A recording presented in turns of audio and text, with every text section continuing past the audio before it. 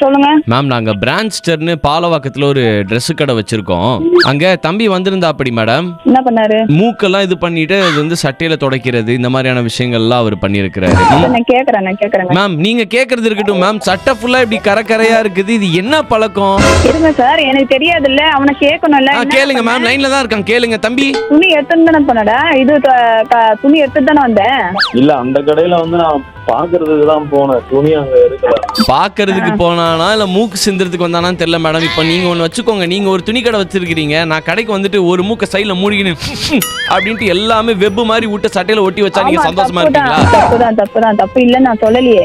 அதுதான் கேட்டுட்டு இருக்கேன். உங்க எதிரில தானே கேட்டுட்டு இருக்கிறேன் நான். பிரீமியமான துணி எல்லாம் நாங்க வித்துட்டு இருக்கிறோம். அந்த இடத்துல வந்துட்டு இவர் இப்படி பண்றது எந்த விதத்துல நியாயமா இருக்கும் மேடம்? அப்படியே வந்து மயில் பச்சை கலர்ல வந்து இப்படி நோண்டி இப்படி வச்சுட்டு போயிடுறாரு மேடம். அருவருப்பா இருக்கு மேடம். ஏன்டா இந்த பண்ற? ஒரு கடைக்கு போனா என்ன வேலை பண்ற நீ? கடைக்கு எதுக்கு போற? நாகரிகம் வேணா அவனுக்கு?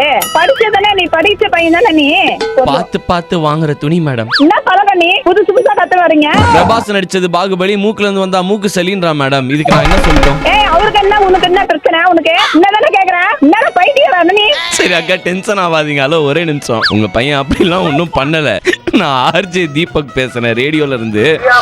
சார் ஏன் சார் கொஞ்ச நேரத்துல ஏற்கனவே இருக்கிற பிரச்சனையே இது பண்ண முடியல. இல்ல இப்ப நீங்க டென்ஷன் ஆனதுக்கு பிராய்ச்சித்தமா பிரான்ஸ்டர்ல இருந்து நானே அவனுக்கு வந்து ஒரு துணி வாங்கி கொடுத்துறோம். சைஸ் என்னடா? எக்ஸலாடா.